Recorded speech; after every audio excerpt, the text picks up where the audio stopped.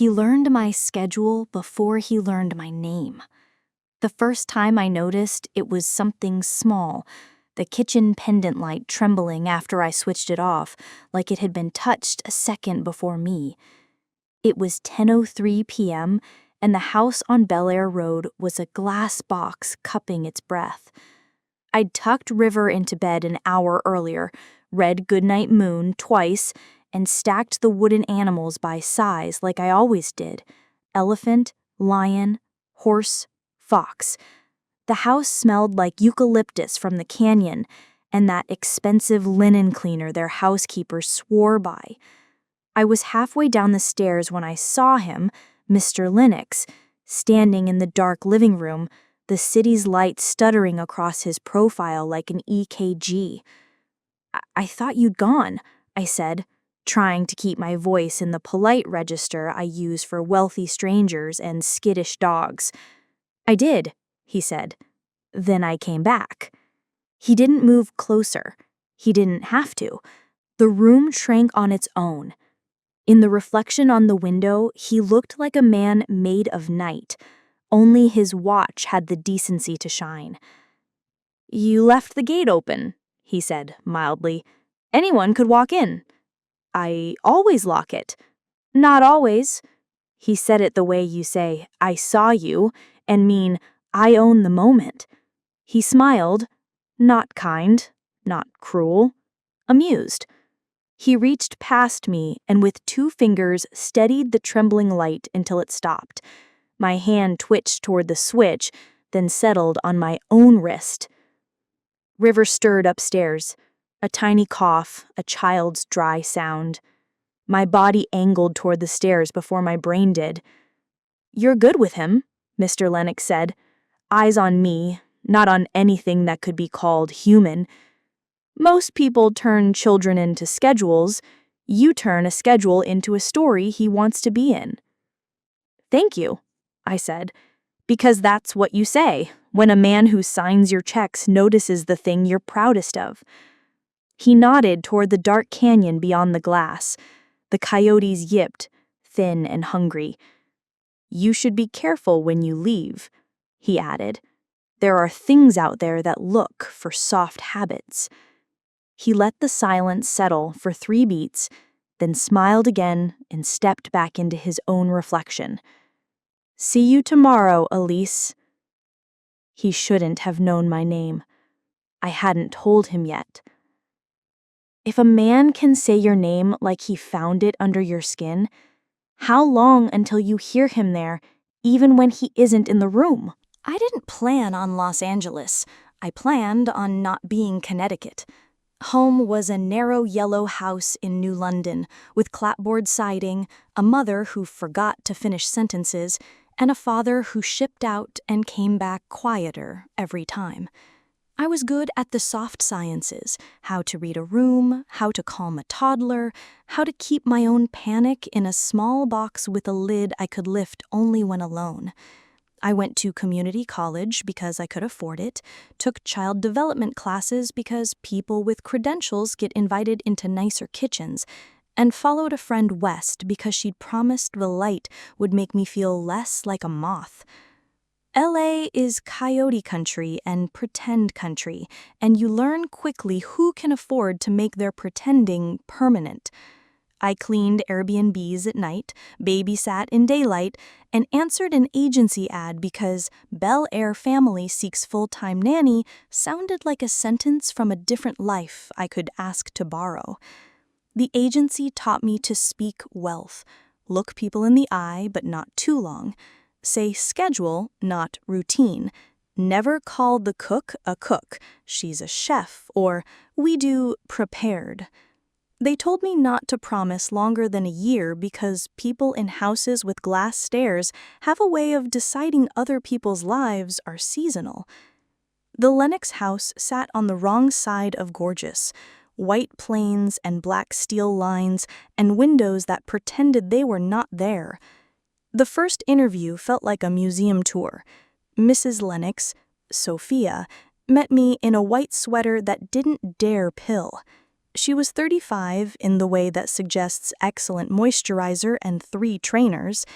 She offered me tea without asking if I drank tea. She said, "We're casual," and meant, "We have rules you'll learn when you break them." River was 3 and solemn, with a little cowlick that pointed at the sky like hope. He had half-moons under his eyes that looked like someone had penciled them on. He loved trucks and hated blueberries. He called me Miss Elise, like the words were a single thing. He didn't like to be surprised. I like to give him the opposite of surprise, which is ritual. My hours were 8 to 6, Tuesday to Saturday. The house smelled like new money and eucalyptus, and sometimes nothing, because perfection has no scent. Marcus, the chef, left greens on the counter like edible art. Farah, the housekeeper, vacuumed like the carpet had confessed. Mr. Lennox orbited. He ran a private equity firm that bought things and made them leaner and called the extra fat synergy. He traveled a lot. When he was home, the temperature of every room adjusted 5 degrees to his mood. It started with those small things: lights still warm when I touched them, a glass moved 3 inches, a door left on the softest latch. Sophia brushed them off with a smile that could cut. "Declan is particular. It's charming when you get used to it." She said Declan like date night and particular like apology. The second week, a box appeared in the hall table with my name in hand like a font. Inside, a pair of noise-canceling earbuds in a velvet pouch. No note. I wondered if it was a hint, "Don't listen to the house," or a gift, "Pretend not to hear what you hear." I left them there until Farah tucked them into my tote with a little shrug that said, "We do not leave things untended in this family." I didn't meet Declan properly until that night with the trembling light. Before that, I saw him in flashes: a shadow in the frosted glass, a slice of profile in the black of a car, a hand on the back of a chair that made the chair exhale. He was 42, but carried himself like he was older where it counted: knees, patience. He had the kind of face a camera loves: angles and a mouth that could change a mood without the eyes participating. When he laughed, which he did rarely but decisively, his shoulders loosened and then locked again like a gate. He smelled always faintly of expensive soap and the kind of cologne you only notice when it's gone. He watched like a chess player. You could feel his attention, and then you could feel the absence of his attention like a cold spot in a warm room. Sophia's calendar lived on the fridge, and so did I. Sophia's had Pilates and facials and board dinner in gold ink. Mine had park, trucks, snack in my tidy block print. The first time I wrote library, I noticed a second version of my handwriting lower on the page, my exact letters thinner, like a copy made by someone practicing. The word library again, underlined twice. I stared until the ink bled. I asked Farah if she'd seen anyone near the calendar. She shrugged. This house writes things down for itself. Then she looked at me long enough to make a choice and added quiet, "Use a notebook you keep with you." I started keeping notes on paper I folded small enough to hide in my sneaker. River's nap times, which truck he preferred, when the gardener came, when the gate clicked shut without my hand on it. On Friday, I found my folded paper moved from my shoe to my tote and a new note in my sneaker. "You forgot sunscreen on his neck. Next time, remember, -D." I checked the back of River's neck and found a pink crescent where his hairline met his skin. I had forgotten. Shame washed me, hot and clean, followed by anger at the shame's delivery. I told myself I was lucky: good pay, a child whose sadness made sense, a mother who, when she was home, tried. I told myself the quirks were quirks. You can tell yourself anything if the check clears and the child laughs when you make the stuffed fox bark. And then Declan said my name in the dark like he owned it, and the light stopped trembling because he told it to, and the sound of coyotes outside sounded like applause. When a man starts correcting you with notes you didn't know you were passing in class, how many will you pocket before you write back? 2 weeks in, on a Tuesday that smelled like cut grass and exhaust, a black SUV idled at the top of the drive when I arrived. The driver's window slid down as I passed. A man I'd never seen, late 30s, sharp haircut, eyes like a coin's edge, tapped 2 fingers on the door as if he were checking for hollows. "Miss Elise?" he asked. "Morning." I nodded, waiting for the secret password that would make this exchange make sense. "I'm Nathan," he said. "House security." "We have house security?" "We have peace of mind," he said, smiling like he rehearsed that line for brochures. "Mr. Lennox wants to make sure staff feels safe. Start and end of day, I'll be outside. If you need anything, call me." He handed me a card. No last name. Nathan. Private. A number. Inside, River built a city of blocks and corrected me when I put the firehouse next to the school. "No, Miss Elise, trucks can't turn there. Dead end." Sophia floated in and out, phone against shoulder, crisis in her voice that had nothing to do with blood. At nap, I found a note under the stuffed fox's paw. "We're updating cameras. Don't worry, no one watches you change." A smiley face. Declan's straight-line smile. I looked up at the tiny black domes I had taught my eyes not to see. I had told myself they were old, decorative, like the bones of an earlier version of the house. The red pinprick in the corner of the living room one blinked, a living thing. After nap, I took River to the park, off Sunset, the one with the shade that you only appreciate once you spend summer outside with a small person. Nathan idled at the curb in the SUV like a bodyguard in a movie. I hated that I liked it. At the swings, a woman with a stroller smiled at me in the tight-lipped way park people do after too many polite conversations. "You're new," she said. "Lennox House?" "Is it that obvious?" I said lightly. She laughed. "No one pushes a swing like a paid person. We tend to stand slightly left of the child's mother and look like we might be called for jury duty." She stuck out a hand. "Jenna, I nanny for the Silvas." We did the usual nanny dance, ages, allergies, weekend plans we were not invited to. Then she said, softer, "You like it there?" "I do," I said, truthfully, about River. And then, because sometimes you throw a rope to a stranger to see if they pull, I added, "The house pays attention." Jenna's smile didn't move. His attention is a weather pattern.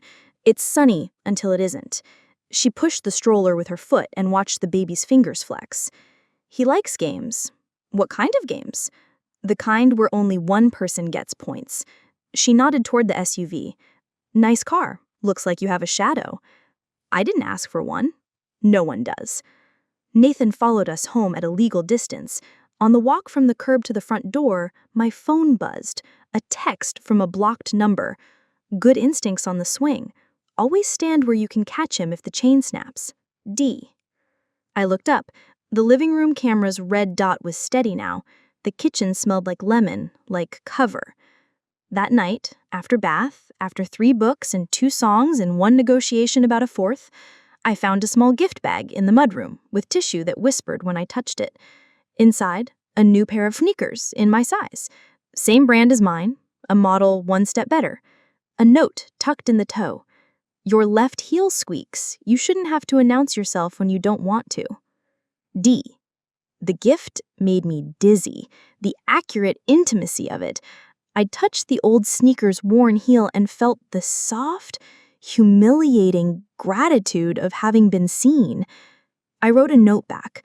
I didn't plan to, but a person can only be the surface of a mirror so long. On a torn page from River's drawing pad, in my neat block print, I wrote, "I know where to stand at the swing. I learned that before you watched, and I prefer choosing my own shoes. E." I slid the note under the office door Mr. Lennox used when he was home. The door was closed. The house was quiet.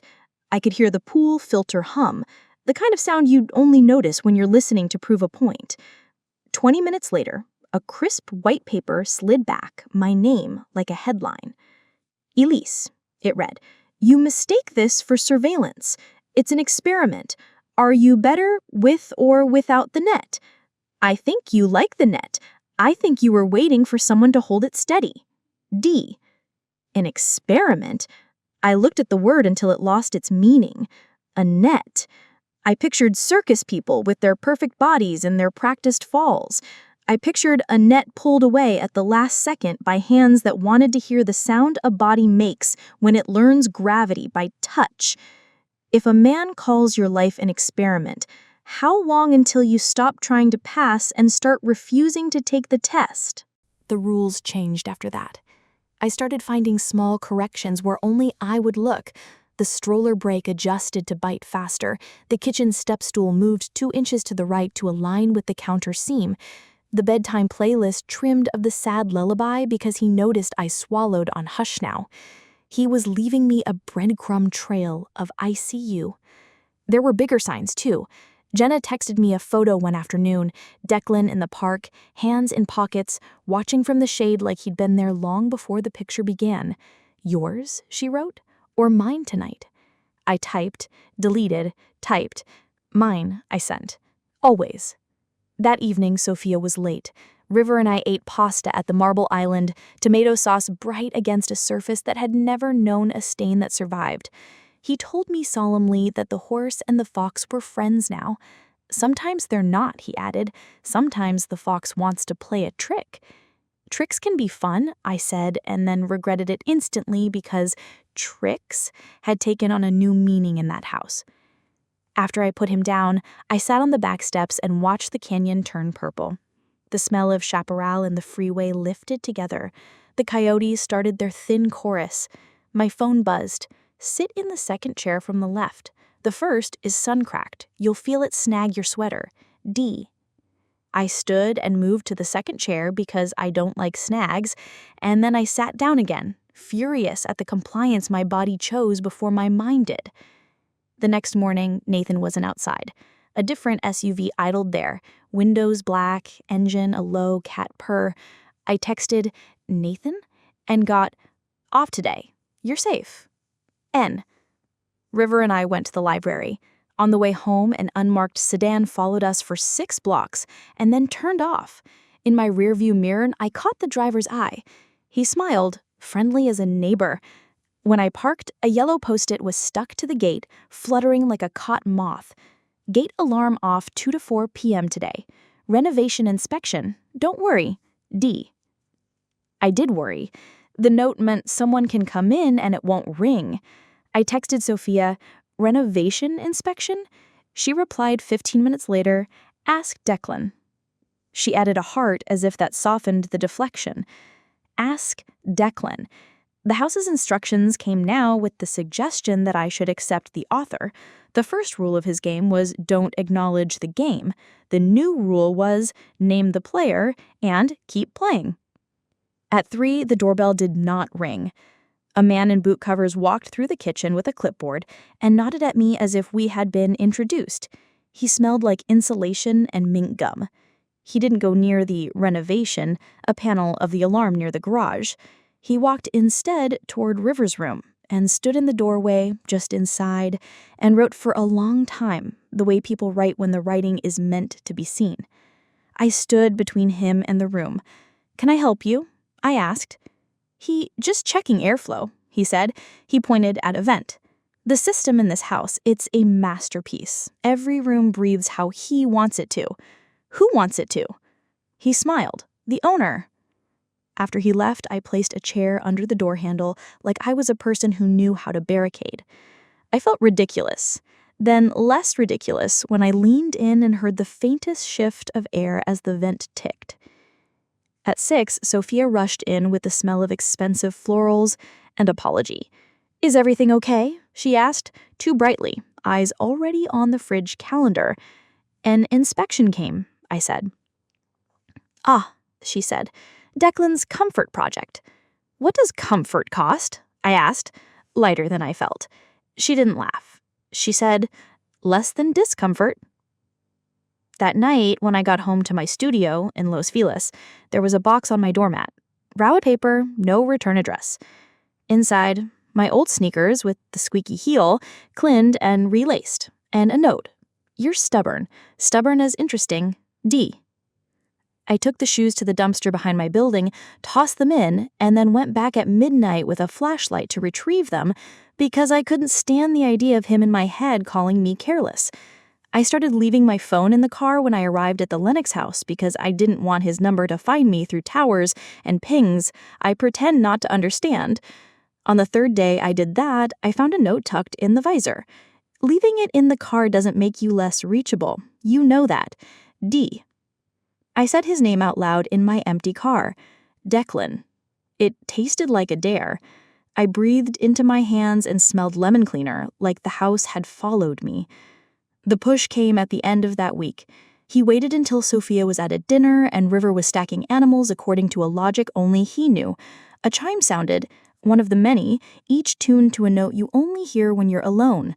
The office door opened. Declan leaned in the frame, like a photograph of a man leaning in a frame. "He had to ask," he said, conversational. "Do you prefer a clean test or a messy story?" "What does that mean?" "It means," he said, strolling to the island, "do you want me to involve police or husbands or headlines for your lesson, or are you capable of learning from the pure conditions of your own life?" "I'm at work," I said. My voice found shape around the fact like it had been thirsty for it. He said, "You are, and you're very good at it, which is why I chose you." "Chose me for what?" "An experiment," he said again, and this time his smile had the edge of a paper cut. "How far does a person bend before they break? Volunteers are rare. Selection is an art." "I didn't volunteer." "You did. You accepted the job." He watched me watch him. Then he reached into the paper bag he'd brought from the fancy grocery that looks like a gallery and set a small glass jar on the counter. Inside, wooden animals, elephant, lion, horse, fox, all miniatures of Rivers painted perfectly. He unscrewed the lid and set the fox on its side, the horse on its back, the lion standing, the elephant on his head. Order has a sound when it goes wrong. River looked up, frowned, patted over in his dinosaur pajamas, and righted them in silence. He didn't look at Declan. He looked at me and waited for me to say something like, "Gentle hands," our script. "Good job, bud," I said, heartbeat too fast. Declan screwed the lid back on and smiled at me over the jar. He said, "See, you'll put them back every time." What do you call a man who rearranges your life to prove you'll rearrange it back and calls that proof love? The first twist didn't arrive as a crash. It arrived as a whisper in a white sweater. Sophia walked into the kitchen on a Thursday with no makeup and the kind of eyes that tell you the night did not respect her. She turned a mug over twice before realizing it was already upright. "Do you have a second?" she asked. "Of course." She leaned on the island and stared at the lemon bowl like it had answers. "Declan told you he has cameras," she said, not a question. "Yes." "He didn't tell you about the others." Her voice sat between apology and fury. "The others?" She gestured toward the ceiling, toward nothing. "He has a pilot light he never blows out. He stays on in rooms you wouldn't expect. The park, the library. The nanny cam he has on me that I pretend not to notice because pretending buys me hours." My stomach went cold. "Why are you telling me this?"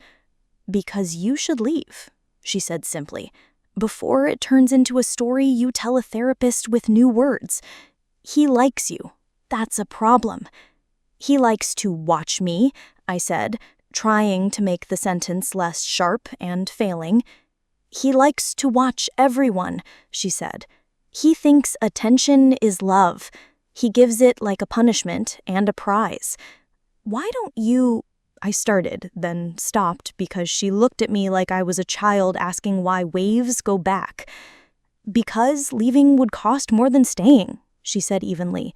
"Because a marriage is an economy and I owe. Because I can keep him pointed at the horizon most days if I never blink. She reached into her sweater pocket and set a key on the counter. For the side gate, Nathan's not on today. If you need to go without walking through the living room to say goodbye, go. Why now? I asked, and then, thank you. She nodded, eyes on the door to the office where Declan wasn't but always felt like he was.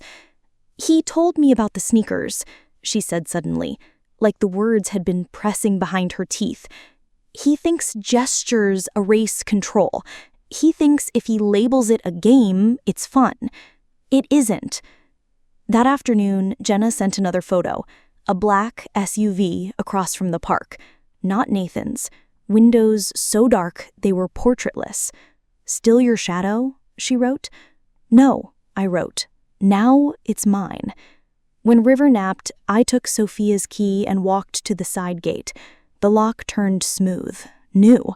I pushed and the canyon air came in, dry and honest. I stood there, halfway between stay and run.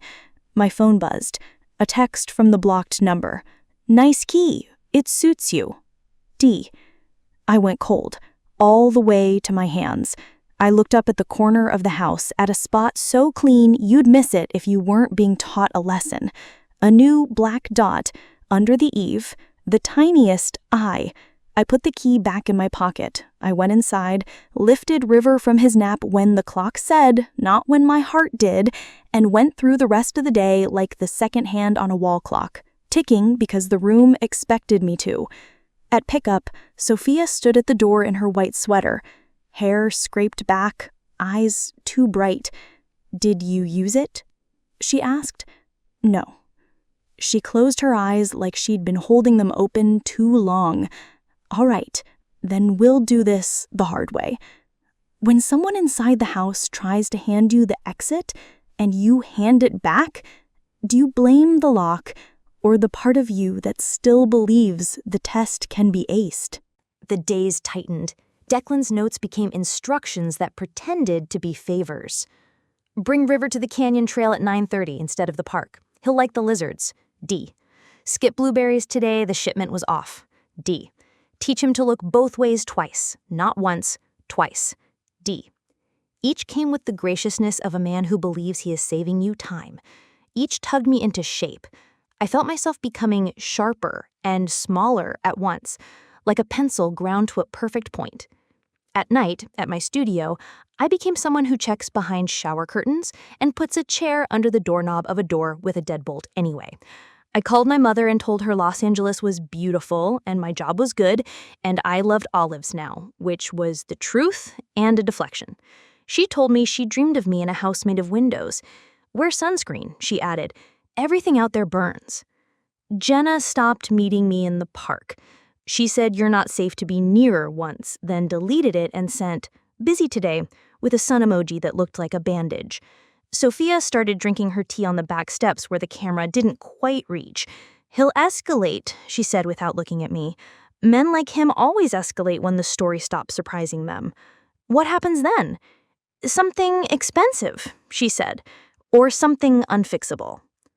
I thought of the side gate key heavy in my tote.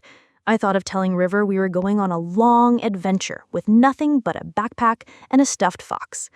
I thought of the way Declan says my name like it's a way to stop time. On a Saturday, Declan took River to the aquarium alone. He told me at 8:15 via text. Stay home today. He needs father time. D. I wrote back, okay, and then paced my studio until my downstairs neighbor banged on the ceiling with a broom. At 3, Sophia called. He's late, she said. They're late. They're okay, I lied. Traffic. At 4, the SUV slid into the drive. Nathan jumped out to open the back door like a person performing decency. River climbed out, clutching a plush shark bigger than his torso, hair stuck to his forehead, eyes too wide. Declan followed, smiling the way men smile when they want to be perceived as harmless. How was it? I asked River, kneeling, scanning his face for something that would tell me what else had been in the water. Big fish, he said, voice flat. He held the shark out to me like an apology. This is Mr. Bite. Declan ruffled his hair.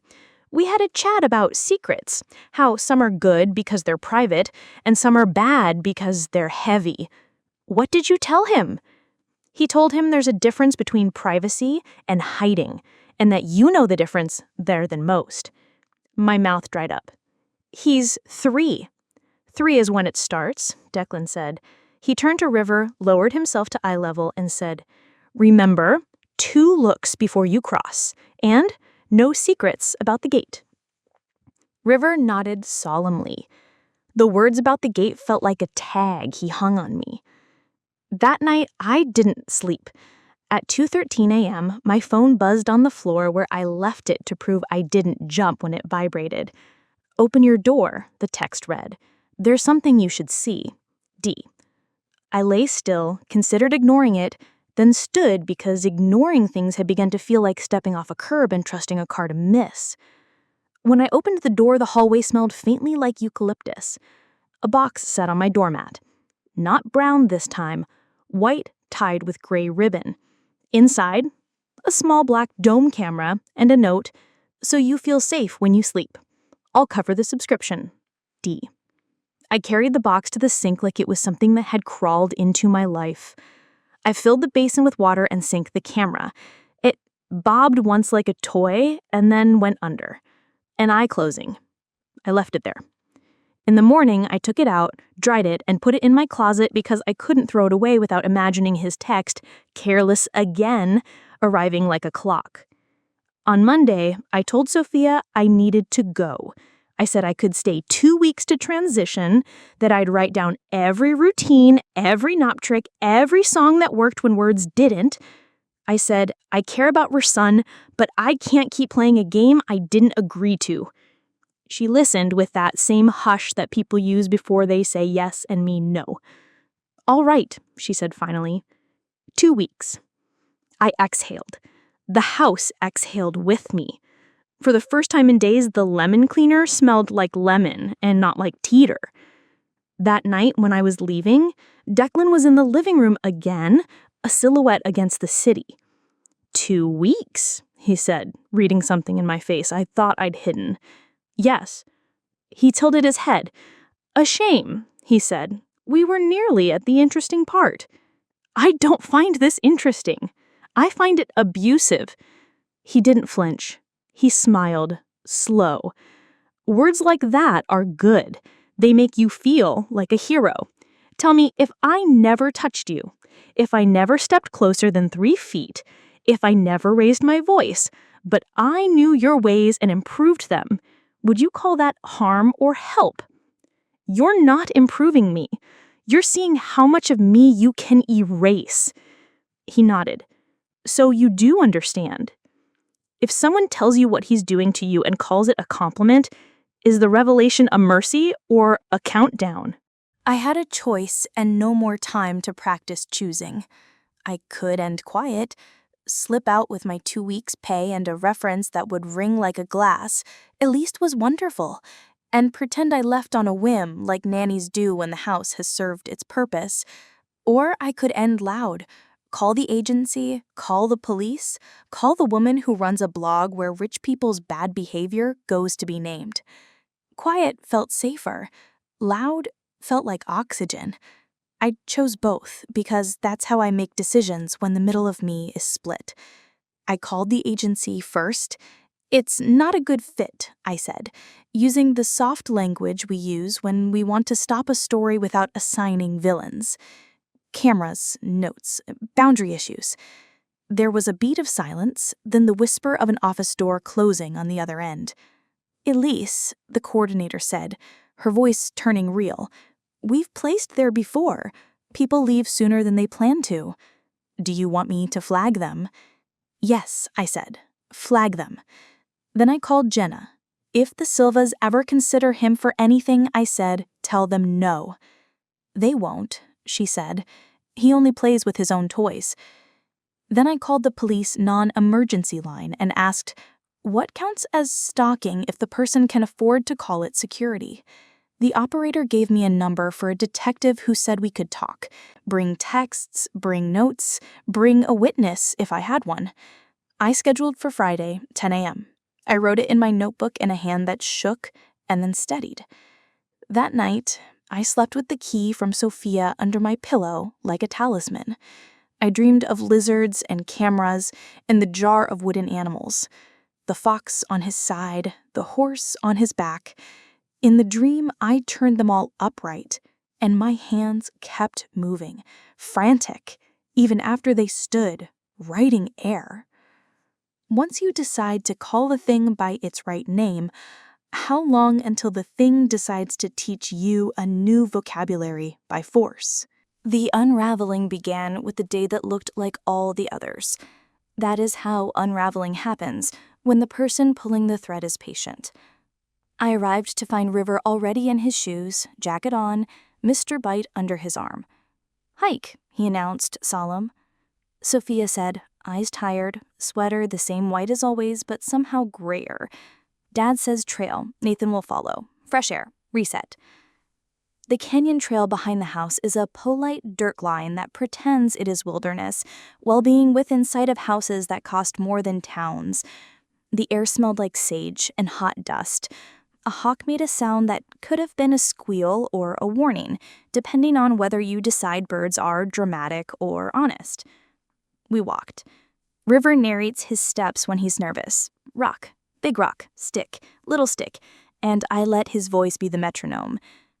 30 feet behind, the SUV eased along the fire road, a lazy animal that could sprint if asked. Halfway up, a man in a faded Dodgers cap appeared on the path ahead.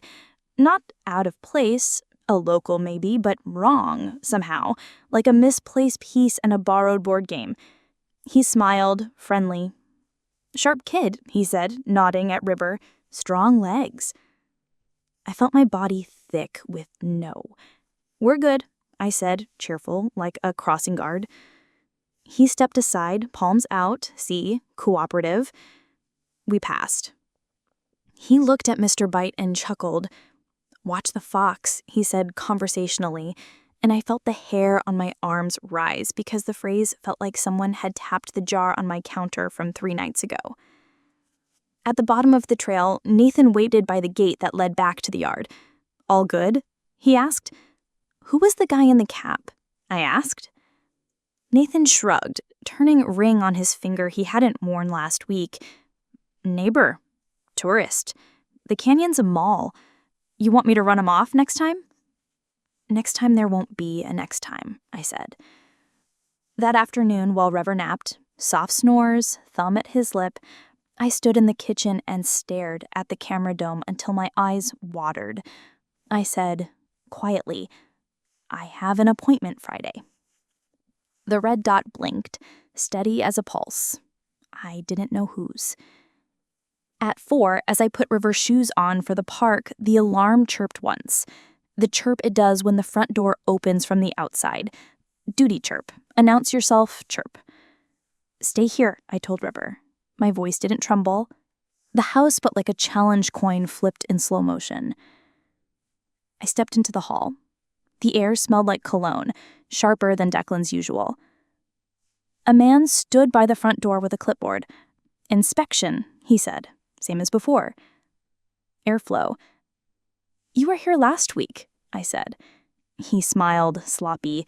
"This house breathed different on Thursdays." "Get out," I said, louder. My left hand found the step stool, small and ridiculous as a weapon. "Now." He smiled, faltered. Then he looked past me toward the living room camera and did something small with his face. An apology? A joke? "Relax," he said, and left. I locked the door, then locked the side door, then checked the gate, then checked River. He slept, small and perfect and messy, like boyhood. At 6, after Sophia returned and I handed over the baton of dead time, I found a note in my tote I had not put there. "Friday won't help. They'll ask for proof you can't give. They'll file, they'll follow up, and you'll go home shaking with nothing fixed. Better test wait. D." Under the note, a printout of my email confirmation with the detective. He knew about the appointment I had not told anyone but the agency and Jenna and Sophia, and I had not told Sophia the time. I put the paper down. My hands were steady because when the choice is to panic or to plan, my body chooses plan. I walked to the office and knocked. He was there. He always was. "Come in," he said, voice flat. "I'm leaving," I said. "Now. Not in 2 weeks." He inclined his head. "That makes my day easier. Transitions are tedious. You will pay me the 2 weeks in full." He smiled small. "Of course. I met with the agency. I flagged you." He sighed, theatrically disappointed. "Do you think flags matter in oceans I own?" I leaned on the back of the chair I refused to sit in. "Do you think your money will always be a tide?" He watched me like I was a good show. "Do you think you're the first person to tell me metaphors?" We stared. He blinked first. "Tell me one thing. Why me?" He didn't pretend not to understand.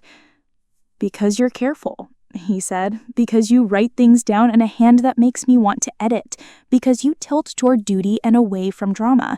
Because if I could move you a fraction without touching you, it would prove something to me about scale." Scale? How large control can be while remaining invisible. I tasted metal. A science fair in a house. He shrugged. "A graduate thesis." "On what?" He smiled. "Breakage." I left. I used the side gate key for the first time and felt the small, hot joy of deciding a thing and doing it. The canyon air hit me. Sage, dust, city tang. My car started. I drove. Halfway down Bel Air Road, my phone lit. A video. I shouldn't have watched, but curiosity is a kindness you give your future self when you want to say you saw it coming. The video showed my studio hallway at 2:13 a.m. the night the camera arrived. A man's silhouette placing the white box on my doormat. Not Declan. Not Nathan. The Dodgers cap. Mr. Airflow. The second twist was that Declan had shadows. The twist was that he didn't care if I knew. When a person shows you that your boundaries are a hobby for him, how big do you have to draw the line before you see it without asking him to point? Friday at 10 a.m., I met Detective Sawney in a room that smelled like coffee that had given up and paper that had seen worse. The fluorescent light hummed like an anxious thought. I laid out the notes. I laid out my phone. I laid out the photo of the Dodgers cap, the printout of the appointment, the text about the sneakers, the camera submerged in my sink, then dried and boxed. Sophia's key sat on the table like a small, sharp truth. Sawney listened the way good listeners do. Eyes on my face, not my hands. Questions that let me keep air. "You did a good job documenting," she said. "You did a good job not calling it love." "What can you do?" I asked, and the question tasted like defeat before it left my mouth. "We can start a paper trail," she said. "We can knock on a door and say we see you. Sometimes being seen makes men like that blink. Often it makes them crueler before it makes them careful. We can advise the DA. We can tell your landlord to change your locks for free.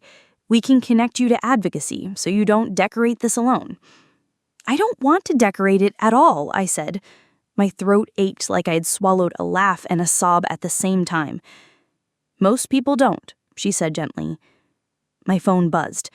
Against my better judgment, I looked. A new video. River in his room, asleep. The camera angle high, like a ceiling corner. A text under it. "He misses you already, D." Sawney saw my face change. "What?" she asked, calm, present. I showed her. She didn't say Jesus the way TV cops do. She said, "Okay," like a step in a dance, and wrote a number on a card. "This is a warrant hotline. If he's got eyes in rooms without consent, we can get teeth. But we need a complainant inside the house." "Sophia," I said.